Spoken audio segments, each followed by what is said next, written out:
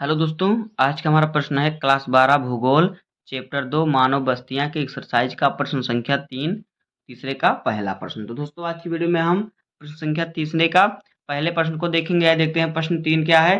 ये हमारा दीर्घोत्तरीय प्रश्न है और इसे इसको हमको 150 शब्द में लिखना है। तो आइए हम इसको समझते हैं और लिखते हैं। देखिए उत्तर क्या होगा। ग्रामीण बस्तियां अधिक निकटता से और प्रत्यक्ष रूप से भूमि से नजदीकी संबंध रखती हैं। देखिए जो ग्रामीण बस्तियां होती हैं वो निकटता का मतलब बहुत ही पास पास होती हैं और भूमि से नजदीकी संबंध रखती हैं, अर्थात वहां पे खेती की जाती है। तो ये हो गया। उसके बाद देखिए ग्रामीण बस्तियों के प्रकार। देखिए ग्रामीण बस्तियों के प्रकार क्या होते हैं, इसको देख लेते हैं। देखिए बस्तियों के प्रकार निर्मित क्षेत्र के विस्तार तथा अंतर्वास दूरी द्वारा निर्धारित होता है। भारत में कुछ 100 घरों से युक्त सनहत अथवा गुच्छित गांव विशेष रूप से उत्तरी मैदानों में एक सार्वत्रिक लक्षण हैं। ग्रामीण बस्तियों के विभिन्न प्रकारों के लिए अनेक कारक तथा दशाएं उत्तरदायी हैं। देखिए जो ग्रामीण बस्तियां होती हैं ये क्या होती हैं, विस्तार मतलब विस्तार में होती हैं, दूर दूर मैदानों में ये होती हैं। जो बस्तियां होती हैं मैदानों में होती हैं, जहाँ पर दूर दूर पर गांव होता है। शहर शहर में तो पास पास ही घर होता है, लेकिन जो बस्तियां होती हैं ग्रामीण गाँव में दूर दूर तक ऐसे मैदान होता है। उसी मैदानों में छोटी छोटी बस्तियां होती हैं, छोटे छोटे गाँव होते हैं, ये ग्रामीण बस्तियां हैं। तो देखिए ग्रामीण बस्तियों के लक्षण देख लेते हैं क्या क्या है। कारक विभिन्न प्रकार के। देखिए ग्रामीण बस्तियों के विभिन्न प्रकार के अनेक कारक तथा दशाएं हैं। तो आइए देखते हैं इनके कारक क्या क्या हैं। देखिए पहले देखते हैं भौतिक लक्षण। तो देखिए भौतिक लक्षण क्या होता है। भूभाग की प्रकृति, जलवायु तथा जल की उपलब्धता। भूभाग की प्रकृति मतलब जमीन कितना है, कितना भूभाग की प्रकृति, वहाँ की प्रकृति कैसी, जलवायु कैसी, फसल होगा वहाँ पे कि नहीं होगा। जलवायु था जल की उपलब्धता, वहाँ पर जल उपलब्ध रहता है, जलवायु वहाँ की अच्छी रहती है। और भूभाग की प्रकृति मतलब खेती ज़्यादा रहती है, जमीन ज़्यादा रहता है। दूसरा देखिए सांस्कृतिक तथा मानव जातीय कारक। देखिए दूसरा है सांस्कृतिक तथा मानव जातीय कारक। देखिए इसमें क्या लिखेंगे, सामाजिक संरचना, जाति और धर्म, ये सब भी बस्तियों में पाए जाते हैं, होते हैं।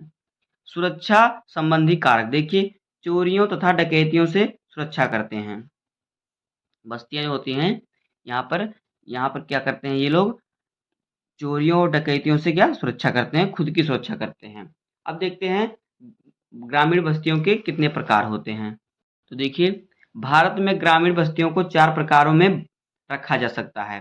पहला है गुच्छित बस्तियां। तो आइए देखते हैं गुच्छित बस्तियां क्या होती हैं। देखिए गुच्छित बस्तियां बस्ती घरों का एक सन्निहित अथवा संकुचित रूप से निर्माण क्षेत्र है। जो जो गुच्छित बस्तियां होती हैं क्या हैं, एक ग्रामीण बस्ती हैं, मतलब गाँव की छोटे छोटे शहर जो होते हैं वो हैं। इस प्रकार के रहन सहन का समान क्षेत्र स्पष्ट तथा चारों ओर फैले खेतों, खलिहानों तथा चारगाहों से अलग होता है। ये बस्ती नागालैंड, बुंदेलखंड प्रदेश में होती है। देखिए जो गुच्छित बस्तियां होती हैं ये क्या होती हैं, जो खेत खलिहान जो होते हैं इन सबसे थोड़ी अलग, थोड़ी दूरी पर होती हैं। जो ग्रामीण बस्तियां होती हैं क्या कह रहा है यहाँ पे कि घरों का एक सन्निहित अथवा संकुलित रूप से निर्मित क्षेत्र होता है। वहाँ पर कुछ दूरी में घर बना हुआ होता है, उतना ही बस्ती होता है। वहाँ पर जो खेत खलिहान ये सब उससे वहाँ पर नहीं होते, ये सब खेती खलिहानी वाले काम में नहीं करते। तो ये होती है हमारी क्या गुच्छित बस्तियाँ। अगला देखिए हमारा क्या है, अर्धगुच्छित बस्तियाँ। नंबर दूसरा है अर्धगुच्छित बस्तियाँ। तो देखिए अर्धगुच्छित अथवा विखंडित बस्तियाँ जो अलग अलग होती हैं, परिक्षिप्त बस्ती के किसी सीमित क्षेत्र में गुच्छित होने की प्रवृत्ति का परिणाम है। ये गुजरात तथा राजस्थान में पाई जाती है। देखिए जो अर्धगुच्छित गुच्छित जो बस्तियां होती हैं ये क्या होती हैं, जो परिक्षिप्त बस्ती होती है उसके छोटे से भाग में ये होती हैं।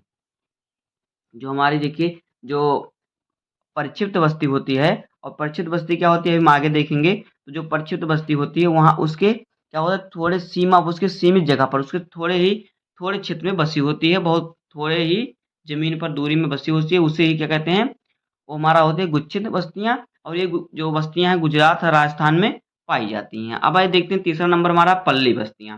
देखिए पल्ली बस्तियां क्या होती हैं, इन इकाइयों को देश के विभिन्न भागों में स्थानीय स्तर पर यात्रा पाड़ा, पाली, नागला, ढांची ढाणी इत्यादि कहा जाता है। जो पल्ली बस्तियां होती हैं इसे क्या कहते हैं? देखिए कहीं यात्रा कहते हैं तो कहीं पाड़ा कहते हैं, कहीं पाली कहते हैं, कहीं नगला कहते हैं, इसी प्रकार से उसके कई नाम हैं। ऐसे गांव गंगा के मैदान, छत्तीसगढ़ तथा हिमालय की घाटियों में बहुत पाए जाते हैं। जो पल्ली बस्तियां हैं ये कहाँ पाई जाती हैं? हिमालय की घाटियों में, छत्तीसगढ़ में, और कहाँ? गंगा की मैदानों में पाई जाती हैं। तो ये हो गया हमारा तीसरा नंबर। देखिए चौथा नंबर हमारा क्या है? परिक्षिप्त बस्तियां। अब हम जानेंगे परिक्षिप्त बस्तियां क्या होती हैं। देखिए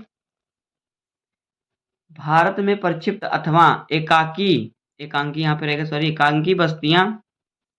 एकांकी बस्ती जो है प्रारूप सुदूर जंगलों में एकाकी झोपड़ियों अथवा कुछ झोपड़ियों की पल्ली अथवा छोटी पहाड़ियों की ढांचों पर खेतों अथवा चारगाहों के रूप में दिखाई देती है। देखिए जो परिक्षिप्त बस्तियां होती हैं ये क्या होती हैं? एकांकी बस्ती मतलब कि छोटी बस्ती होती है ये, प्रारूप सुदूर जंगलों में, आदि जंगलों में दूर दूर पर कहीं कहीं एक झोपड़ी आपको दिखाई देगी। इस प्रकार से कहीं झोपड़ी दिखाई देगी, या तो कुछ झोपड़ियों की पल्ली यानी जो तंबू तांगते हैं, तंबू जो आप जिसे कहते हैं, वो आपको दिखाई देंगी छोटी छोटी। पहाड़ियों की जो पहाड़ी होती है उसके ढालों पर खेतों अथवा चारगाहों के रूप में, जैसे खेतों में रहने के लिए लोग तंबू बना लेते हैं उस प्रकार से, और चारगाहों के रूप में कई लोग अपने जानवरों को चराने के लिए जाते हैं, तो इस प्रकार से वो परिक्षिप्त बस्तियां बना लेते हैं। तो ये होगी परिक्षिप्त बस्तियां। तो बस दोस्तों इस क्वेश्चन का ही आंसर था। उम्मीद है कि आपको वीडियो पसंद आया होगा और इसका आंसर मालूम हो गया होगा। अगर आपको वीडियो पसंद आया हो तो वीडियो को लाइक कर दीजिएगा, चैनल पर नए सब्सक्राइब कर दीजिए। मिलते हैं किसी नेक्स्ट वीडियो में, तब तक के लिए धन्यवाद। जय हिंद।